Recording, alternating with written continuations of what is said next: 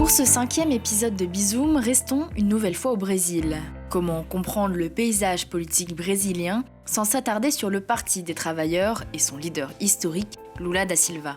Nous l'effleurions dans la dernière IGTV, le parti de gauche, qui a fêté ses 20 ans en 2020, souffre d'une profonde crise interne depuis la destitution de sa dernière présidente. Dans notre toute première vidéo Byzance, cette fois-ci, nous expliquions en 2018 le virage à l'extrême droite du Brésil avec l'élection surprise du candidat anti-système Jair Bolsonaro face à Fernando Haddad, joker de Lula. Le Parti des travailleurs était devenu complètement inaudible sur la scène politique brésilienne, empêtré dans des affaires de corruption, toutes menées par celui qui fut par la suite ministre de la Justice de Bolsonaro, Sergio Moro, qui a récemment claqué la porte, et ça ne s'invente pas, dénonçant l'obstruction à la justice de l'actuel président. Mais revenons à 2017. Le scandale hautement politique fait deux principales victimes.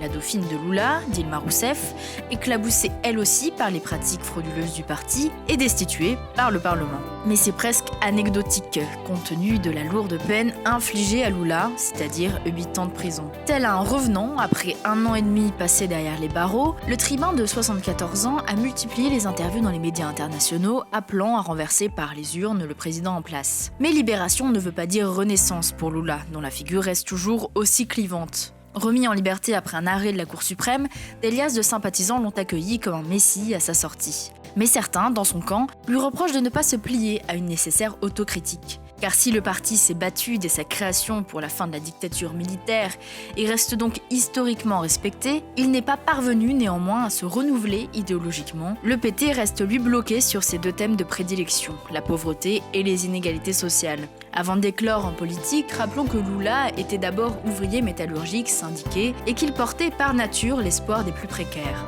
L'hégémonie du Parti des travailleurs s'expliquait ainsi par son solide ancrage local. Lula, c'était aussi le politicien le plus populaire de la planète, pour reprendre les mots de Barack Obama, et ce certainement grâce à des vastes programmes sociaux, dont la Bolsa Familia, que Jair Bolsonaro s'était promis de démanteler une fois au pouvoir. En bref, le Brésil de Lula s'imposait sur le plan régional comme le leader naturel de l'Amérique latine, alors à l'époque majoritairement socialiste, quitte à défier même les États-Unis. Brasilia, éternellement cantonnée au stade de puissance en devenir, allait enfin devenir la puissance du Sud.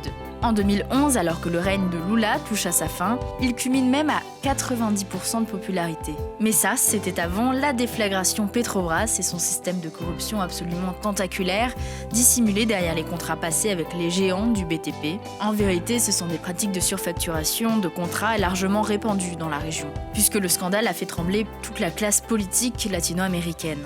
Mais en pleine moralisation de la vie politique, ce sera finalement le Parti des travailleurs qui payera l'addition pour tout le monde. Et c'est dire qu'elle sera salée.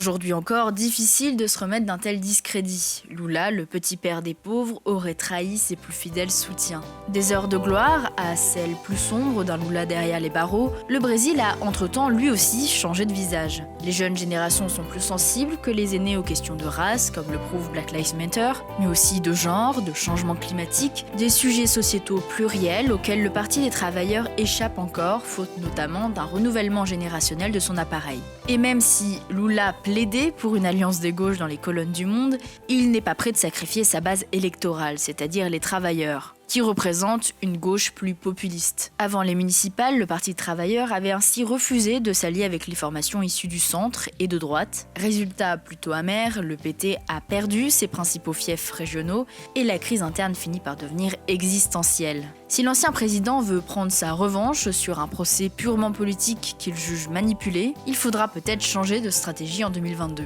Ceci dit, on imagine mal le leader charismatique, encore très peu contesté dans son propre parti, rester en retrait dans une vaste coalition anti-Bolsonaro. Mais Lula en est persuadé. S'il n'avait pas dû renoncer à la présidentielle in extremis 4 ans plus tôt, il serait l'actuel locataire du palais de Planalto. Selon lui, l'élection de Bolsonaro est d'abord le résultat d'un rejet de la politique. Problème, après avoir dominé cette même scène pendant plus de 20 ans, c'est bien lui, Lula da Silva, qui incarne au mieux le rejet du politique qu'il constate lui-même. Le signe, peut-être, que l'élection de 2018 n'a pas seulement clos un chapitre de la vie démocratique brésilienne, mais bien une histoire politique tout entière, celle du règne flamboyant du Parti des travailleurs.